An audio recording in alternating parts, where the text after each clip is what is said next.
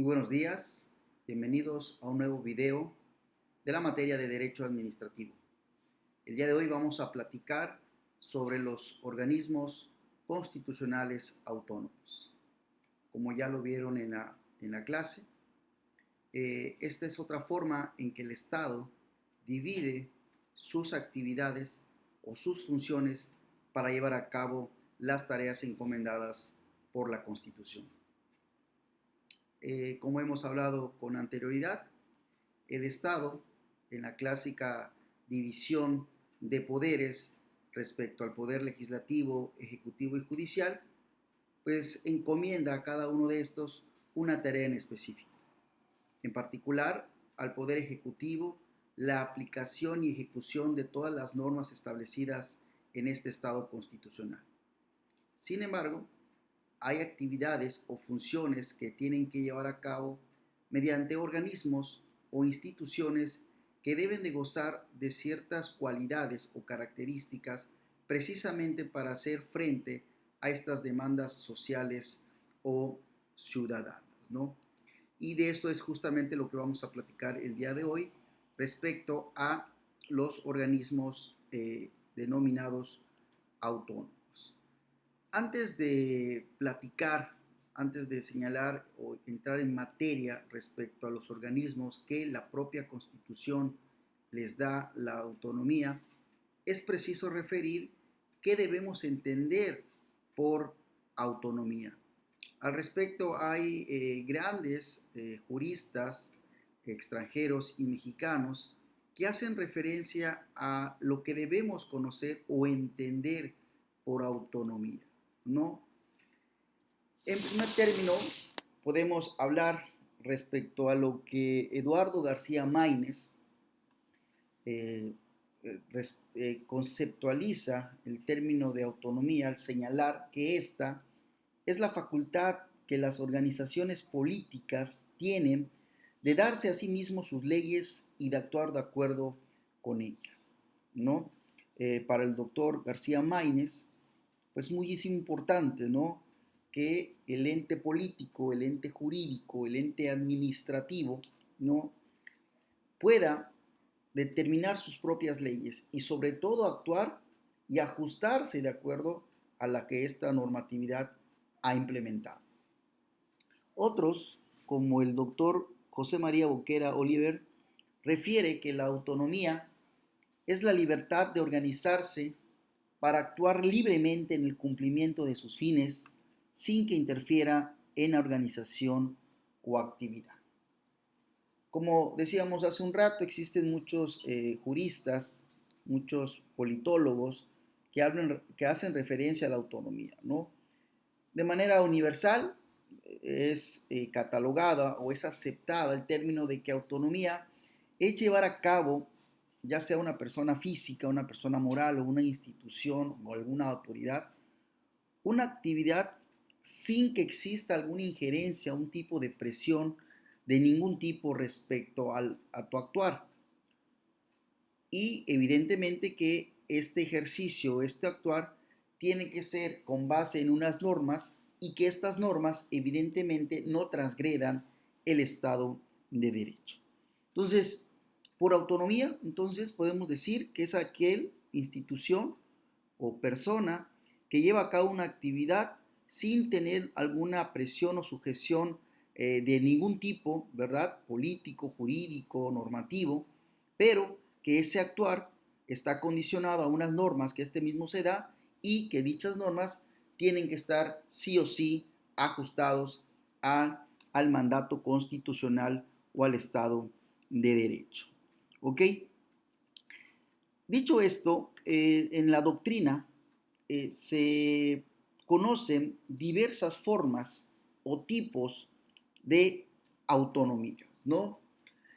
Hay la autonomía técnica, ¿no? Que se refiere, ¿no? A la capacidad que tienen los organismos para decidir en los asuntos propios de la materia específica que le han sido asignadas, ¿no?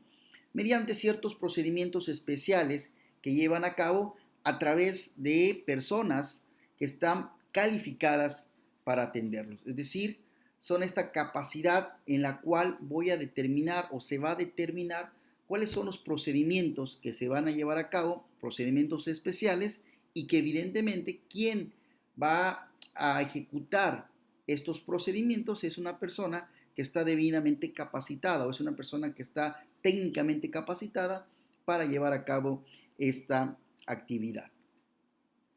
Hay otro tipo de autonomía, la denominada administrativa o orgánica, ¿no? Que así la refieren algunos autores, y que básicamente refiere que no dependen jerárquicamente de ningún otro poder o entidad, ¿no?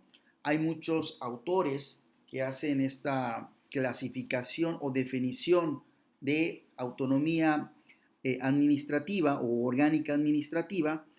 Por ejemplo, el maestro Alfonso Nava Negrete refiere que esta autonomía administrativa significa independencia de acción entre órganos u organismos públicos, los que no están sujetos a una subordinación. Esto es, que la actuación que va a llevar a cabo una institución no debe haber ninguna subordinación de ningún tipo con otro ente o poder del Estado.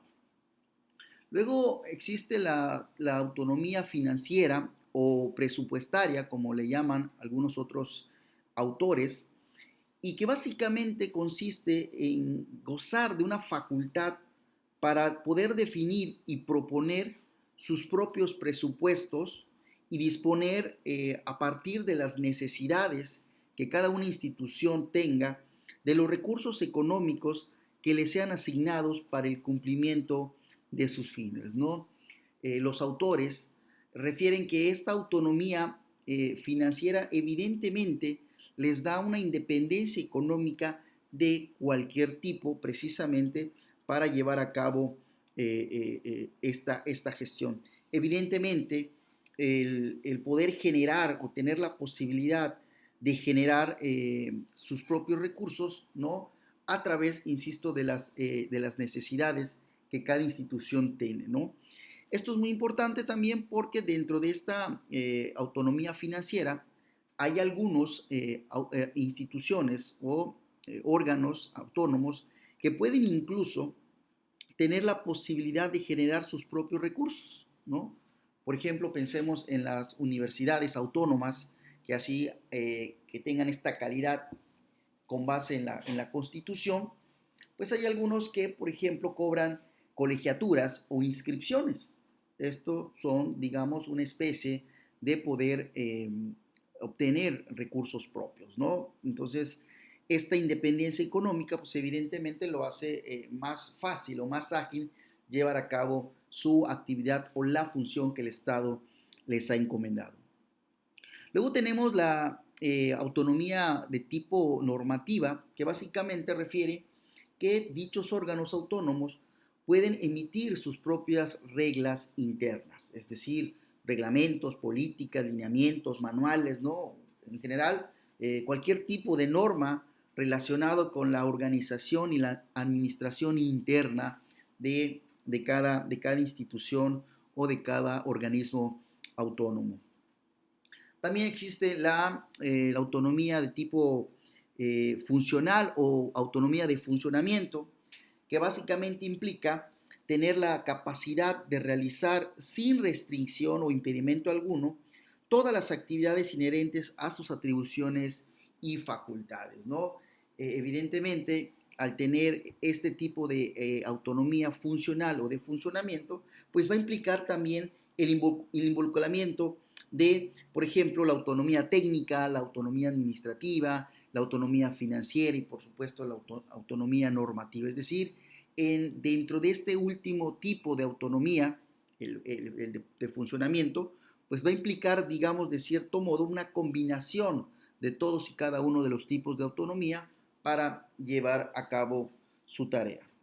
Hay otros autores que, además de estos tipos de autonomías a los que hemos hecho referencia, hablan de la autonomía plena, que básicamente en la doctrina está concedida para aquellas figuras jurídicas de tipo político, ¿no? Esto es, las entidades federativas, ¿no? de los países o de los estados son los que finalmente tienen esta autonomía plena. Digamos, si lo traducimos en el ámbito mexicano, ¿no?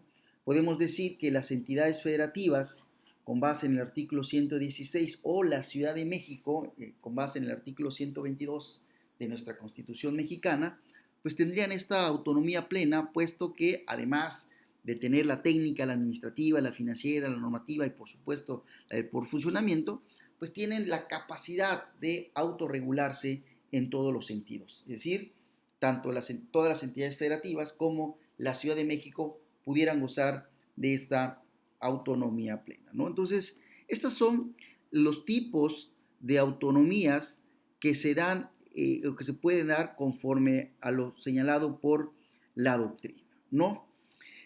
Bien, los órganos autónomos deben gozar de ciertas características, ¿no? Ya lo platicamos respecto a los tipos de autonomías que pudieran tener. Hay algunos autores, ¿no?, que hablan respecto al, al planteamiento o al funcionamiento de los órganos autónomos y señalan que básicamente la autonomía es una forma de descentralización de Estado. Y esto es muy importante porque más adelante vamos a platicar respecto a los ejemplos ya materiales de los órganos constitucionalmente autónomos y vamos a hablar, por ejemplo, de las universidades, que aquellas, conforme a sus leyes de creación o sus leyes orgánicas, refieren que son órganos descentralizados del Estado. Y esto tiene que ver cuando nosotros estudiábamos precisamente el tema de la descentralización administrativa. Cuando platicábamos sobre ello, decíamos que hay dos tipos de descentralización, la política o la administrativa. Y en el tema de la descentralización política, referíamos que pueden ser de tres tipos: la territorial, la funcional o la de por servicio. Y específicamente en la descentralización política funcional se señalaba que era justamente aquellas actividades o atribuciones que el Estado le confería a una institución o a un órgano especial que, derivado de la función que va a llevar a cabo, necesitaba una atención especial. Esto es, conforme a la doctrina, a esta descentralización política funcional era justamente lo que conocemos en nuestro país como los órganos constitucionalmente autónomos. De tal suerte que para el maestro Filiberto Ugalde Calderón se señala que la descentralización finalmente es una figura mediante la cual se retiran determinadas facultades de decisión de un poder o autoridad para conferirlas o transferirlas a un organismo de competencia específica o menos general. Esto es, la descentralización vista desde el punto de vista doctrinal o en sentido estricto es justamente la transferencia de un cúmulo de actividades o facultades o tareas que van de una autoridad central a otro organismo que lleva a cabo una competencia específica. Para el maestro Ugalde Calderón, si bien no todos los organismos descentralizados gozan de autonomía, lo cierto es que todos los órganos autónomos son producto de una descentralización estatal. Entendida esta, insisto, como aquella transferencia de facultades que el Estado otorga a un órgano o institución específico. Cuando no confundir esta descentralización estatal o política con la descentralización administrativa, que es únicamente una transferencia de facultades en términos o en niveles administrativos o de una actividad técnica en específico, ¿no? Entonces, para el maestro Ugalde Calderón, insisto, una autonomía o órganos autónomos no es otra cosa que una descentralización estatal, es decir, transferir un cúmulo de facultades de decisión, atribuciones o tareas que van de un órgano central o una autoridad central a un órgano especializado o específico que lleva a cabo esta tarea del Estado. ¿Ok? Justamente en esta forma de llevar o transferir diversas atribuciones o diversas tareas, pues nosotros sabemos, ¿no?, que para que en un Estado constitucional se puedan llevar a cabo diversas actividades, estas las ha dividido en poderes. Esto es, un poder legislativo, un poder ejecutivo y un poder judicial.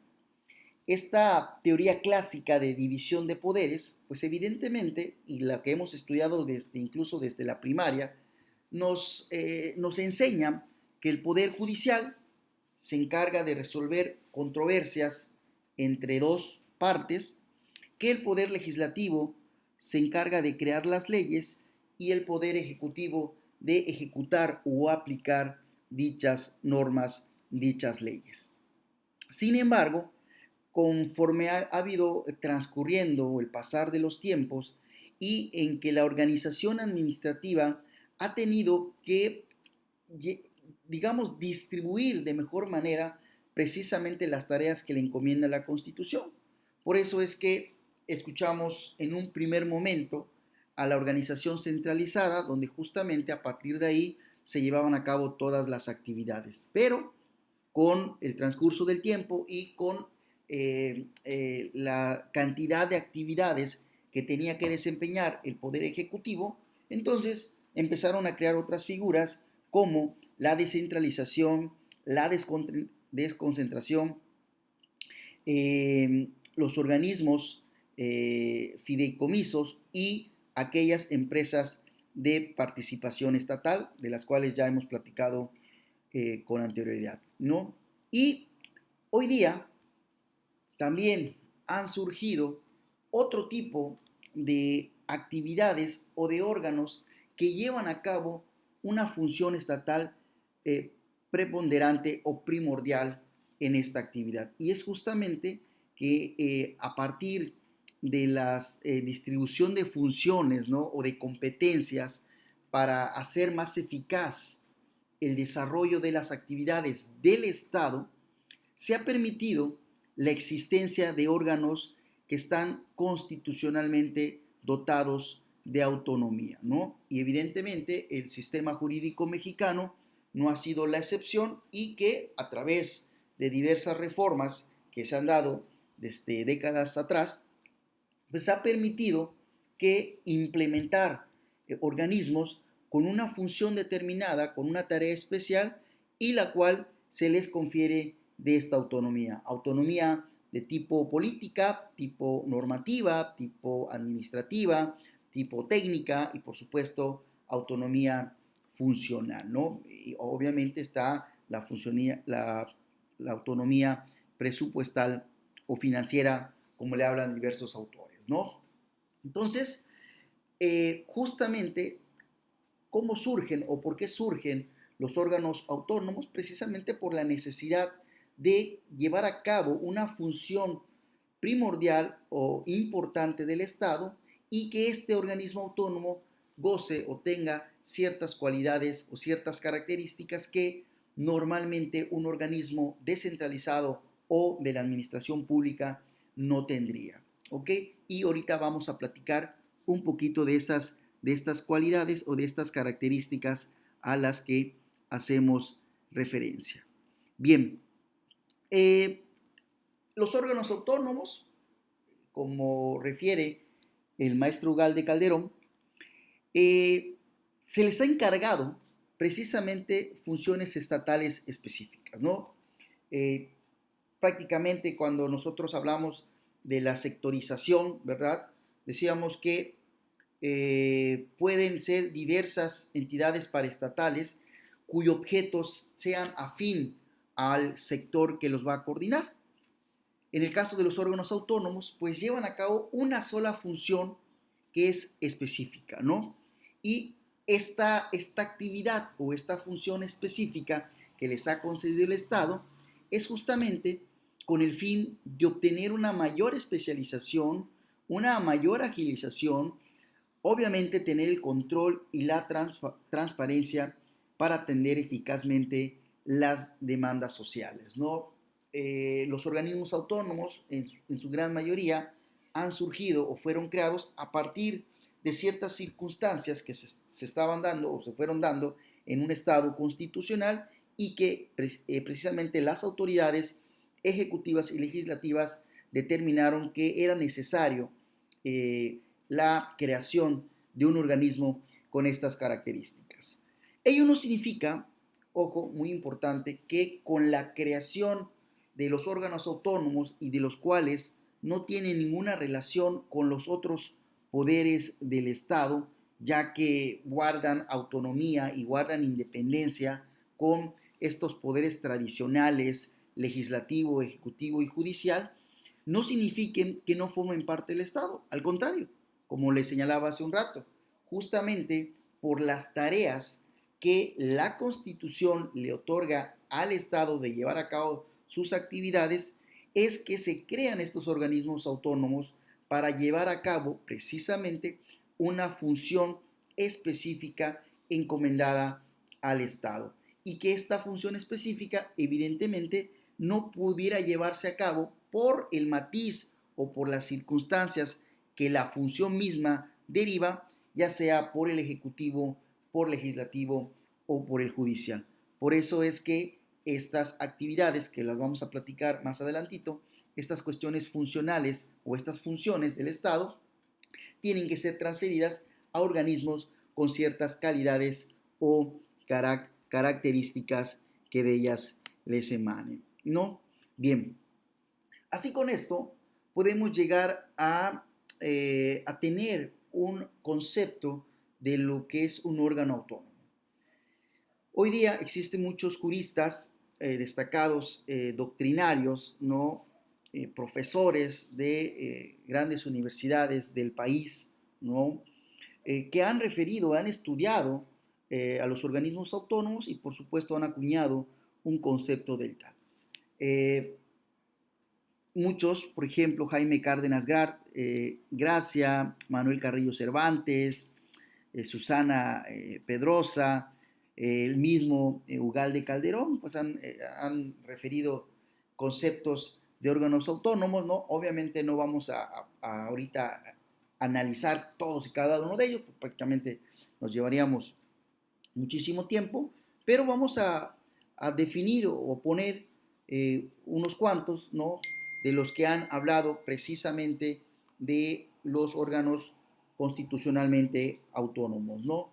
Por ejemplo, el maestro Jaime Cárdenas refiere que por órgano autónomo son aquellos creados por la Constitución o en la Constitución y que no se adscriben a los poderes tradicionales del Estado, ¿no?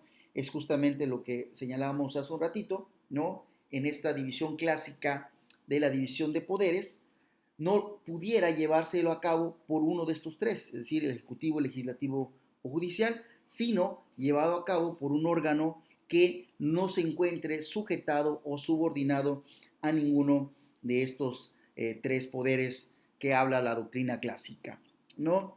El maestro Manuel Carrillo Cervantes refiere que los órganos autónomos son aquellos que actúan con independencia en sus decisiones y estructura orgánica y que además son depositarios de las funciones estatales, ¿no? Vuelve al mismo tema, al mismo objetivo del que hemos platicado con antelación, que los órganos autónomos llevan a cabo una función estatal específica, ¿no? Una función que, insisto, por las características del servicio o de la función que deben llevar a cabo, pues es necesario que sean órganos dotados de autonomía financiera, normativa, administrativa y técnica y por supuesto autonomía funcional, ¿no? Bien, también el maestro Ugalde Calderón hace una referencia a los órganos autónomos al señalar cuál es la naturaleza jurídica de los mismos, ¿no? Y refiere que los órganos autónomos son aquellos que ejercen una función primordial del Estado, ¿ok? Ejercen una función primordial del Estado y que esta función se encuentran plenamente establecidas o señaladas en el marco o en el texto de la Constitución. Otra circunstancia que le da o le dota de autonomía a estos órganos es que no tienen relaciones más bien, que tienen relaciones de coordinación con los demás poderes tradicionales, sin que ello implique de ningún modo que exista una subordinación con ellos, con ninguno de ellos. Es decir, los órganos autónomos, como ya lo señalamos, forman parte de la administración del Estado o de la organización estatal, no así de la administración pública administrativa, pero ello no implica que no pudieran relacionarse o coordinarse para llevar a cabo sus funciones. Al contrario, muchas de las actividades que llevan a cabo estos órganos constitucionalmente autónomos tienen que llevar una cierta coordinación o vinculación con los demás poderes de la Unión y evidentemente con los órganos que integran cada uno de estos poderes. Pero ello no implica de ningún modo que estén subordinados jerárquicamente a cualquiera de estos poderes o a cualquiera de estas dependencias de la organización pública federal en términos administrativos, ¿no? Entonces, esto es muy importante, ¿no? que hemos enfatizado a lo largo de esta exposición, es que los órganos autónomos llevan a cabo una función estatal específica. Bien, dicho esto, y la maestra Susana Pedrosa de la Llave ha establecido a partir precisamente de estos conceptos y a partir de los estudios que se han hecho respecto a cuáles son las calidades o características que deben tener los órganos denominados autónomos, ha establecido unos parámetros o unas características o calidades que deben tener justamente los órganos denominados autónomos. Bien, en primer término, refiere que los órganos autónomos deben perseguir un fin constitucional, esto es, una función que está dada desde la Constitución es justamente para cada uno de ellos, ¿no? Esto es muy importante que tienen. Segundo, deben tener autonomía de tipo política jurídica, ¿no? Es decir, como ya lo hemos hablado cuando señalábamos los tipos de autonomía, pues es la capacidad de tener o de crear sus propias normas jurídicas sin la participación de otro órgano estatal, ¿no? Cada entidad de la administración pública, por ejemplo, puede darse su propia reglamentación, pero su ley orgánica o su reglamentación interna muchas veces vienen del órgano centralizado y lo único que hacen es ajustarse a dicha normatividad. En el caso de los órganos autónomos, si bien son creados desde la Constitución o en alguna ley específica donde esté establecida la organización administrativa, cierto es que pueden llevar a cabo todas estas tareas de poder crear sus propias normas para poder llevar a cabo sus funciones y que estas normas evidentemente sean a partir del mismo órgano que crea el mismo órgano que constituye el órgano constitucional. Es decir, las normas no provienen ni del Ejecutivo, ni del Legislativo, ni del Judicial, sino que son a partir de los órganos directivos o los órganos máximos de dirección de cada entidad autónoma, la que, digamos de una otra manera, crea sus normas jurídicas. También tiene características de una autonomía administrativa, lo que significa que tienen cierta libertad para organizarse internamente y administrarse por sí mismos sin depender de la administración general o la administración pública administrativa, ¿no? Esta es la autonomía que se le denomina y que hemos platicado también, esto es, que no depender de ningún modo de algún poder del Estado para poder administrarse. También gozan de autonomía financiera o de gasto. ¿Qué es esto? Pues disponer de sus fondos con plena libertad, ¿no? Lo que implica, ¿no? Que puedan determinar a partir de sus propias necesidades materiales y humanas un presupuesto.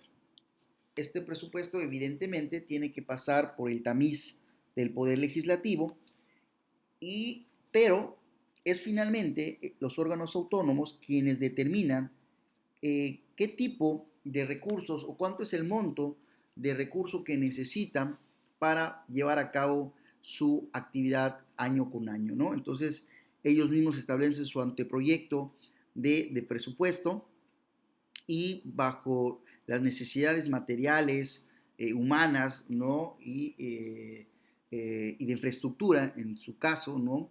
Pues también ponen a consideración del Poder Legislativo su presupuesto para ser validado, en su caso, por este poder, ¿no? Y una vez que se le ha dotado de este patrimonio, de este presupuesto por parte del Poder Legislativo, bueno, llevar a cabo todas sus actividades con plena autonomía sin depender de un mandamiento del Ejecutivo, del Legislativo o del Judicial, ¿no? Otra de las características que gozan los órganos autónomos es que tienen competencias propias y exclusivas.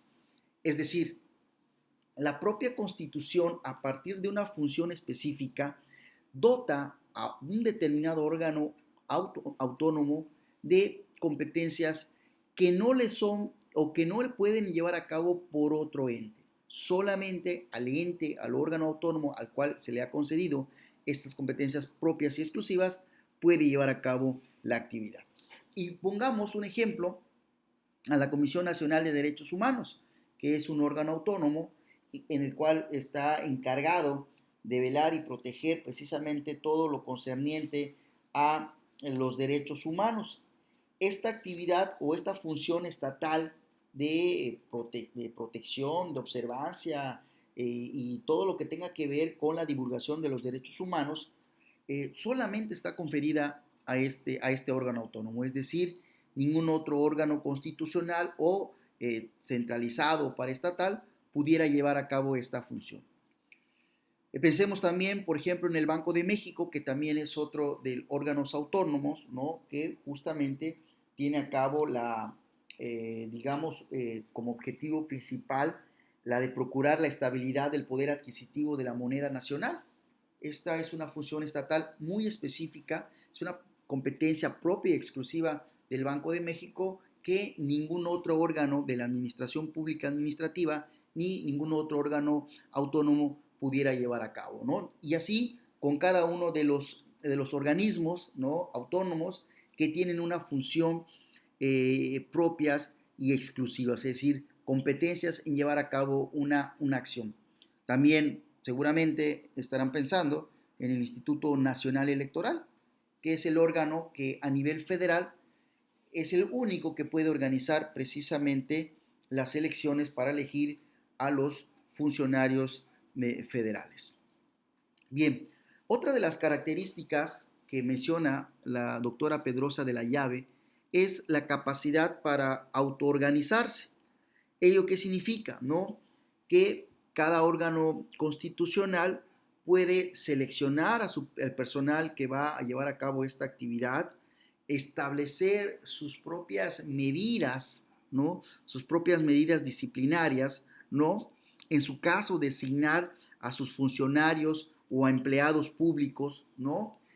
Para llevar a cabo la actividad y en algunos casos, como por ejemplo el Instituto Nacional Electoral, tener un servicio civil de carrera, ¿no? Es decir, que el mismo órgano autónomo pueda considerar estas cuestiones, ¿no?, para autoorganizarse.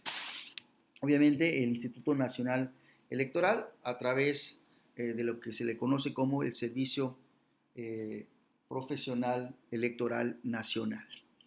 Bien, otra de las características que refiere la doctora Pedrosa de la Llave es que los órganos autónomos no deben tener influencias de ninguna fuerza política, ¿no? Precisamente por la especialidad o por la importancia o por lo fundamental de la función que llevan a cabo, no pueden estar influidos por ninguna fuerza política, ¿no? De ahí que gozan todas ellas de imparcialidad.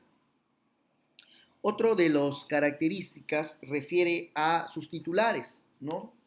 Quienes integran el órgano máximo de dirección de cada órgano de autónomo, o en su caso si es solamente uno, gozan de un estatuto jurídico especial.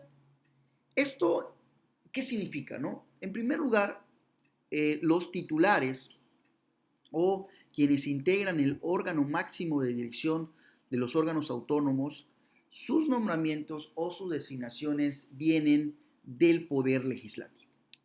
A diferencia de los órganos de la administración central o paraestatal, donde la designación es por parte del presidente de la República o del secretario del sector que corresponda, en el caso de los órganos autónomos, la designación, si bien no es por una elección popular, como sí lo es el presidente de la República, cierto es que la designación tiene que venir del poder legislativo, sea de la Cámara de Diputados o de la Cámara de Senadores, ¿no? Entonces, esto es muy importante.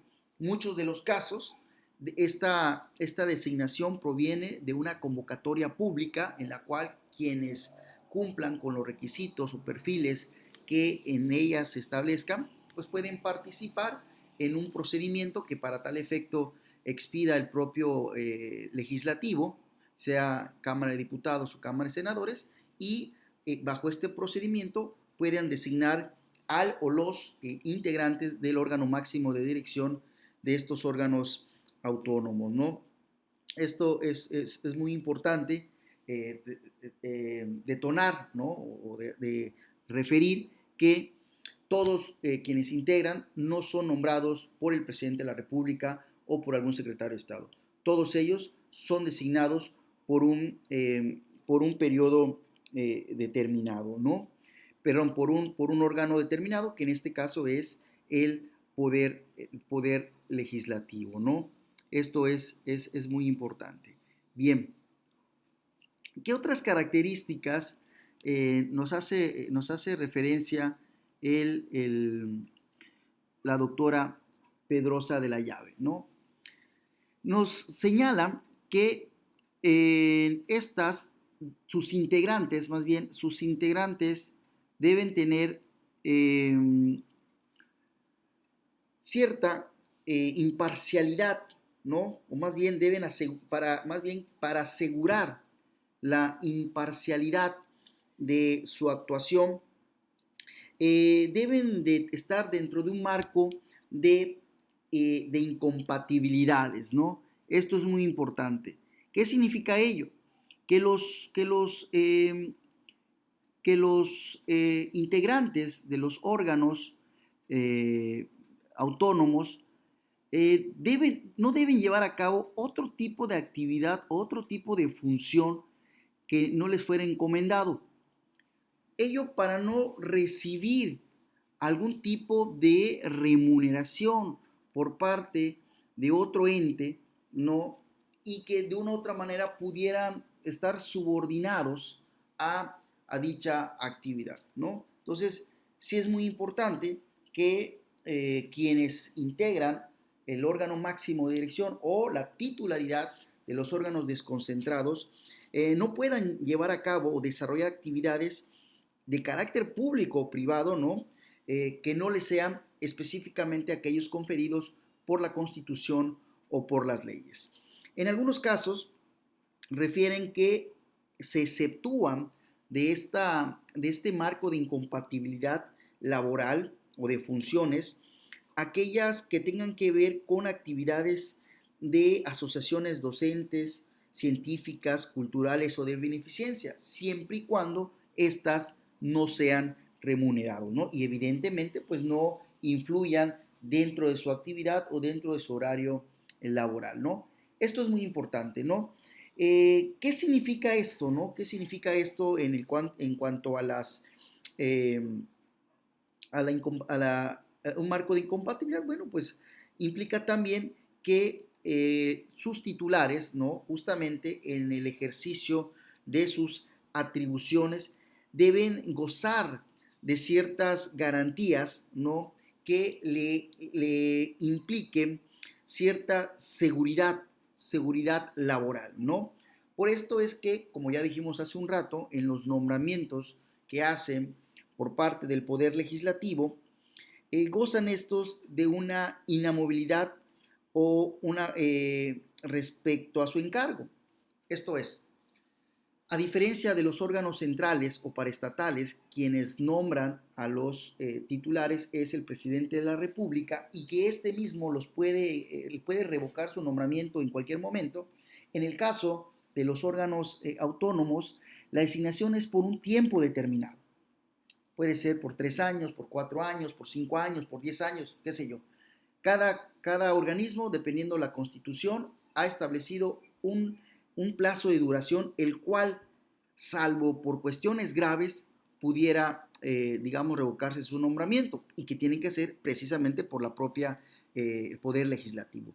Fuera de ellos, bueno, ellos tendrán que gozar garantías, como hemos dicho, en su nombramiento, garantías de inamovilidad, sus garantías de remoción, garantía de duración en su encargo, obviamente es una garantía de remuneración suficiente, ¿no? Y otras tantas más, que esto hacen precisamente que quien se encuentre en la titularidad de un órgano autónomo o dentro del órgano máximo de dirección, no lleva a cabo otro tipo de actividades o tipo de funciones y mucho menos recibir remuneración alguna por estas otras actividades. También dentro de las características se encuentran el tener derecho a establecer o proponer iniciativas de ley. Evidentemente estas iniciativas de ley tienen que ser de la competencia que le corresponde, ¿no? Entonces, si hablamos, por ejemplo, del Banco de México, bueno, pues tendría que ser una cuestión que tenga que ver con la moneda nacional y el entorno en el cual se maneje. Si hablamos, por ejemplo, del Instituto Nacional de Estadística y Geografía, bueno, también tendría que ser en el marco de estas actividades la propuesta de iniciativa, ¿no? Y bueno, y así con cada uno de los órganos autónomos que más adelante vamos a ver, entonces tienen la facultad de presentar iniciativas de ley que tengan que ver con el ámbito de sus atribuciones. También todas las decisiones importantes o las más importantes que lleve a cabo el órgano tienen que ser de manera colegiada. Todos los organismos están integrados por órganos colegiados, por juntas generales ejecutivas, ¿no? Y que ellos son los que establecen las cuestiones más importantes, ¿no? Y esas decisiones, pues evidentemente tienen que ser de manera colegiada. Los titulares de los órganos eh,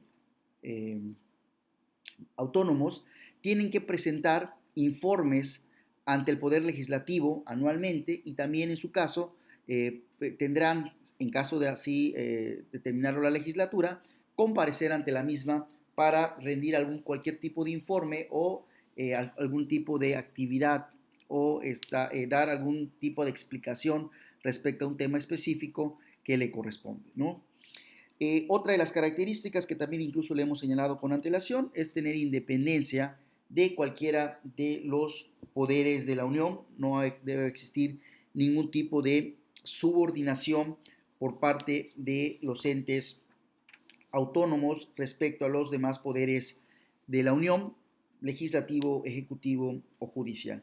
Y finalmente, conforme a lo refiere la doctora Pedrosa de la Llave, pues tienen un régimen laboral muy bien determinado. Esto es que todos los organismos autónomos tienen ya dentro de su propia estructura normativa un régimen laboral el cual van a depender de ellos para llevar a cabo sus actividades. Bien, estas son a grosso modo las características o los conceptos que debemos conocer respecto de los organismos autónomos, ¿no? Y de los cuales ya hemos hecho referencia, ¿no? En citadas ocasiones, ¿no?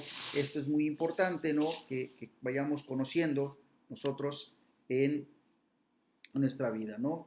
Como hemos señalado ya con antelación, estos organismos autónomos, insisto, forman parte de la organización del Estado y que llevan a cabo una función determinada, una función exclusiva, una función especial que desde la propia Constitución le establece, ¿no? Y que esta actividad, pues lo que va a realizar, o el objetivo principal es precisamente dar respuesta de manera eficiente, de manera ágil, de manera transparente a estas demandas sociales que durante los tiempos han surgido en los estados constitucionales. En nuestro país hay diversas formas o diversos órganos a los cuales la propia Constitución le ha establecido esa definición. En algunos casos esta autonomía se los transfiere a una ley determinada. En algunos otros casos es la propia Constitución que establece incluso el nombre o las atribuciones que van a llevar a cabo estas funciones, y en algunos casos incluso se señala el tiempo, el periodo para el cual están llevando a cabo sus actividades y la forma en la que van a transitar sus actividades, ¿no? Lo cierto es que todos los organismos autónomos, esta decisión o esta delegación o esta calidad de autonomía tiene que estar sí o sí en la constitución política de un Estado. En el caso de México, ¿no? Como hemos señalado, existen diversos órganos que tienen esta calidad de autonomía y que están dadas desde la propia Constitución y las cuales vamos a platicar a continuación, ¿no? Específicamente hay algo muy importante, ¿no? Que nosotros lo vemos en el artículo tercero de nuestra Constitución Política de los Estados Unidos Mexicanos, cuando hablamos de la educación. Y es que justamente ese artículo tercero de la Constitución refiere que las universidades y las demás instituciones de educación superior se van a considerar órganos constitucionales autónomos siempre y cuando su ley les otorgue tal calidad. Para tal efecto, conocemos o existen 4 universidades. Dichas universidades, quiero señalar, como tal, no están referidas en la Constitución, sino que su autonomía está dada a partir de su ley de creación o de su ley orgánica. ¿Esto qué significa?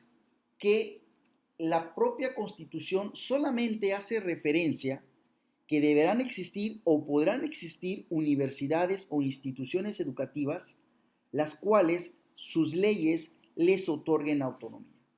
Y por eso tenemos el caso de la Universidad Nacional Autónoma de México, la Universidad Autónoma Metropolitana, la Universidad Autónoma de Chapingo, así como la Universidad Autónoma Agraria Antonio Narro. Son las 4 universidades que tienen sus leyes dotadas a nivel federal, creadas evidentemente por el Poder Legislativo y promulgadas por el presidente de la República en turno, y que estos, conforme a sus leyes respectivas, gozan de autonomía. De todas las características de las cuales hemos hecho referencia hace un momento, la única diferencia con estas universidades es que el rector de la universidad respectiva no es nombrado por el Poder Legislativo, sino es nombrado por el órgano máximo de dirección de cada una de estas universidades. Esto es, por sus juntas de gobiernos, por sus consejos universitarios, o como se le denomine en cada una de estas universidades, son ellas las que nombran y designan al rector de cada una de ellas. Fuera de esta característica, todas las demás son compatibles con las cuales ha hecho referencia la doctora Pedrosa de la Llave, ¿no? Estas son, quería hacer mención específica porque, digamos de algún modo, sus determinaciones no están propiamente establecidas en la Constitución mexicana como tal, sino, insisto, su única referencia es justamente que su autonomía estará dada a partir de lo que determine su propia ley, ¿no? Esto es muy importante, ¿no? ¿Qué otro tipo de instituciones o de órganos se da determinado por parte de la Constitución, ¿no? De la Constitución mexicana, ¿no? Tenemos, por ejemplo, al Instituto Nacional para la Evaluación de la Educación, ¿no?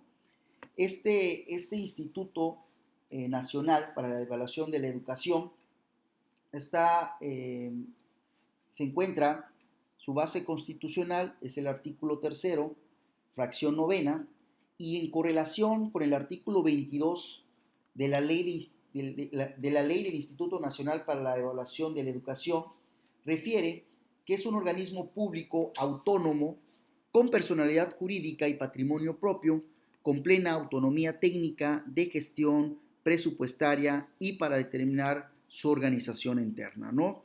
Este instituto, como objetivo principal, tendrá la coordinación del Sistema Nacional de Mejora Continua de la Educación. Su órgano máximo de dirección es la Junta Directiva, la cual está integrada por 5 personas y que son nombradas o designadas por la Cámara de Senadores.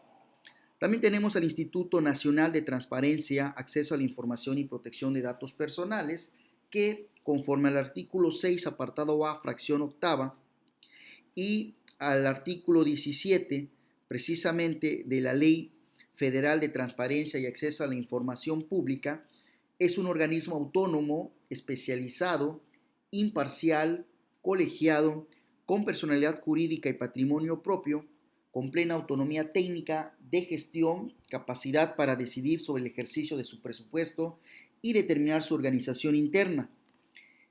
Este instituto es el responsable de garantizar el cumplimiento del derecho de acceso a la información pública y a la protección de datos personales en posesión de los sujetos obligados, ¿no? Esto es muy importante. Se integra por 7 comisionados que son designados por el Senado de la República. Tenemos también, de conformidad con el artículo 26, apartado C de nuestra Constitución mexicana, al Consejo Nacional de Evaluación de la Política de Desarrollo Social, ¿no? Que conforme a lo establece la Ley General de Desarrollo Social, es un órgano autónomo con personalidad jurídica y patrimonio propio, a cargo de la medición de la pobreza y de la evaluación de los programas, objetivos, metas y acciones de la política de desarrollo social, así como emitir recomendaciones en términos de lo que establece la referida Ley General de Desarrollo Social. Este Consejo Nacional se integra por 7 consejeros que son designados por la Cámara de Diputados. También tenemos al Banco de México, que de conformidad con el artículo 28, párrafo sexto y 26 de la Constitución mexicana, así como por el artículo 1 de la Ley del Banco de México, refiere que es un órgano autónomo en el ejercicio de sus funciones y en su administración. Su objetivo prioritario es procurar la estabilidad del poder adquisitivo de la moneda nacional, fortaleciéndolo con ello la Rectoría del Desarrollo Nacional que corresponde al Estado. La conducción de este Banco de México, está a cargo de una persona, la cual es designado por el Senado. También tenemos a la Comisión Federal de Competencia Económica, que de acuerdo al artículo 28, párrafo 14, en correlación con el artículo 10 de la Ley Federal de Competencia Económica, este organismo es autónomo, con personalidad jurídica y patrimonio propio, independiente en sus decisiones y funcionamientos, profesional en su desempeño, imparcial en sus actuaciones y va a ejercer su presupuesto de forma autónoma. Tiene como objeto garantizar la libre concurrencia y competencia económica, prevenir, investigar y combatir los monopolios, las prácticas monopólicas, así como las concentraciones y demás restricciones al funcionamiento eficiente de los mercados, ¿no? Este comisión está integrado por 7 personas, 7 comisionados que son designados por el Senado. ¿Qué otros organismos autónomos tenemos que nos refiere la Constitución? El Instituto Federal de Telecomunicaciones, que de acuerdo al artículo 28, párrafo 15 y artículo 7 de la Ley Federal de Telecomunicaciones y Radiodifusión, es un órgano autónomo con personalidad jurídica y patrimonio propio, independiente de sus decisiones y funcionamiento, y que tiene por objeto regular, promover la competencia y el desarrollo eficiente de las telecomunicaciones y la radiodifusión, ¿no? Es muy importante. También este organismo, este instituto, tiene a su cargo la regulación, la promoción y supervisión del uso, el aprovechamiento y la explotación del espectro radioeléctrico, los recursos orbitales, los servicios satelitales, las redes públicas de telecomunicaciones, así como la prestación de los servicios de radiodifusión y de telecomunicaciones, ¿no? Esto es muy importante. Este Instituto Federal de Telecomunicaciones está integrado por 7 comisionados designados por el Senado de la República. El Instituto Nacional de Estadística y Geografía, el INEGI como le conocemos muchos, de conformidad con el artículo 26, apartado B y 28, párrafo 26 de la Constitución mexicana, así como del artículo 52 de la Ley del Sistema Nacional de Información Estadística y Geográfica, es un organismo público con autonomía técnica y de gestión, personalidad jurídica y patrimonio propios, y es responsable directo de normar y coordinar el llamado Sistema Nacional de Información Estadística y Geográfica. Su junta de gobierno se integra con 5 miembros, los cuales son designados por el Senado de la República. El Instituto Nacional Electoral, que de conformidad con el artículo 1, párrafo 3, fracción 5, apartado A, así como los artículos 29, 30 y 31 de la Ley General de Instituciones y Procedimientos Electorales, es un organismo público autónomo, dotado de personalidad jurídica y patrimonio propios, es la autoridad máxima en la materia electoral, independiente de sus decisiones y funcionamientos, es profesional en su desempeño y en el ejercicio de esta función que el Estado le ha conferido, tiene que sus principios rectores son los de certeza, legalidad, independencia, imparcialidad, máxima publicidad y objetividad. El INE, como todos lo conocemos, está integrado por 11 consejeros que son designados por la Cámara de Diputados. También de conformidad con lo que establece el artículo 102, apartado A, así como el artículo 1 de su ley orgánica, la Fiscalía General de la República es un órgano público autónomo dotado de personalidad jurídica y patrimonio propio a cargo de las funciones otorgadas al Ministerio Público de la Federación, ¿no? El artículo 2 de la Ley Orgánica de la Fiscalía refiere que ésta tiene como fines la investigación de los delitos y el esclarecimiento de los hechos, otorgar la procuración de justicia eficaz, efectiva, apegada a derecho y que evidentemente contribuya a combatir la inseguridad y a disminuirla, ¿no? También tiene como sus fines la prevención del delito y procurar, promover, proteger, respetar y garantizar los derechos de verdad, reparación integral y de no repetición de las víctimas, ofendidos en particular y obviamente de la sociedad en general. El fiscal general es designado por la Cámara de Senadores. También tenemos a la Comisión Nacional de los Derechos Humanos, que de conformidad con el artículo 102, apartado B, así como el artículo 2 de su ley de creación, la ley de la Comisión Nacional de Derechos Humanos, dicho organismo contará con autonomía de gestión y presupuestaria, personalidad jurídica y patrimonios propios, tiene por objeto esencial la protección, observancia, promoción, estudio y divulgación de los derechos humanos que ampara el orden jurídico mexicano, y el presidente de esta comisión es designado por la Cámara de Senadores. También, conforme a lo que dispone el artículo 27, fracción 19 de la Constitución mexicana, se dice que para la administración de justicia agraria se va a establecer una ley, que va a instruir, ¿no? A instruir e instituir tribunales dotados de autonomía y plena jurisdicción.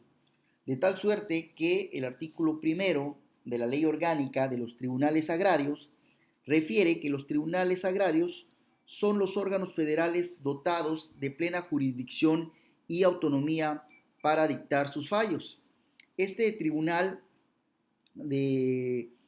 agrario está integrado por un tribunal superior agrario, que es integrado por 5 magistrados, y por tribunales unitarios, que evidentemente lo va a comandar un solo magistrado numerario. Todos ellos son nombrados por el Senado de la República.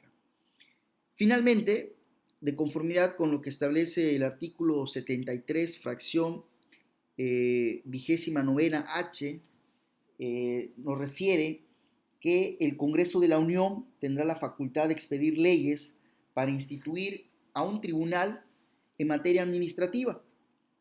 De conformidad con el artículo primero de su ley orgánica, se constituye al Tribunal Federal de Justicia Administrativa con plena autonomía para dictar sus fallos y establecer su organización, su funcionamiento y los recursos para impugnar sus resoluciones, ¿no? Este artículo primero señala que dicho tribunal es un órgano jurisdiccional con autonomía para emitir sus fallos y con jurisdicción plena. Este tribunal está integrado en un primer momento por una sala superior, la cual es integrada por 16 magistrados designados por el Senado de la República, y también estarán integrados por salas regionales. Las salas regionales, pues evidentemente, el órgano que para tal efecto determine dicha ley, serán aquellos, órganos jurisdiccionales que pueden estar en diferentes partes de la República, ¿no? Pueden ser salas regionales, salas especializadas, salas mixtas, todas ellas evidentemente integradas por 3 magistrados cada uno, y que también son nombradas por el Senado de la República, ¿no?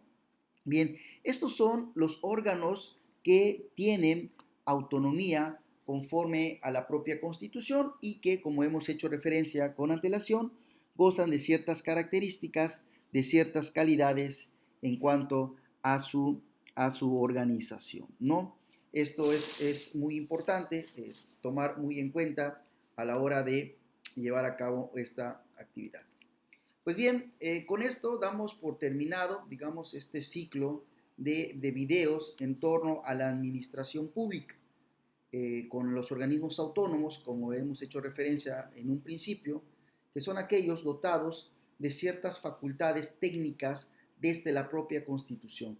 No implica que no formen parte de la organización estatal, lo son en esencia, pero precisamente por la función que llevan a cabo, ya sea por cuestiones de datos o transparencia, de derechos humanos, de la impartición de justicia agraria o administrativa, de alguna universidad, de la celebración de las elecciones o de cualquier otra función que el Estado les ha dotado, pues tienen que llevar a cabo estas instituciones o estos organismos con ciertas características, ¿no? Que señalábamos, desde la Constitución está dada esta funcionalidad.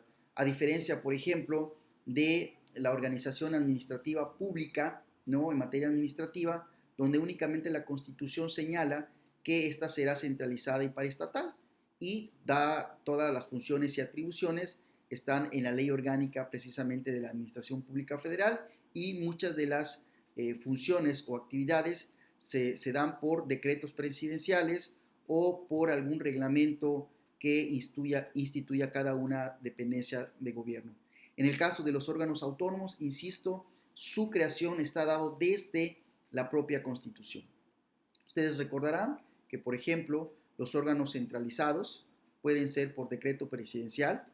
Los órganos descentralizados, si bien pueden ser por un decreto legislativo o por una ley, también pueden ser creados por un decreto presidencial, así como los fideicomisos o las empresas de participación estatal, incluso los órganos desconcentrados, ¿no? Esta es una gran diferencia porque los organismos autónomos, su creación está a partir de la propia Constitución. Si nosotros queremos estudiar o verificar cuáles son los organismos autónomos, de hecho ya lo hemos platicado, pues tenemos que referir a la propia Constitución, ¿no? En el caso de querer investigar o platicar un poquito sobre diversas dependencias de gobierno, pues tendremos que irnos o a las leyes orgánicas o a la reglamentación interna de cada uno para dar con estas dependencias administrativas concentradas, descentralizadas, de participación estatal o de fideicomiso. No así con los organismos autónomos, como insisto, están dados en la propia Constitución.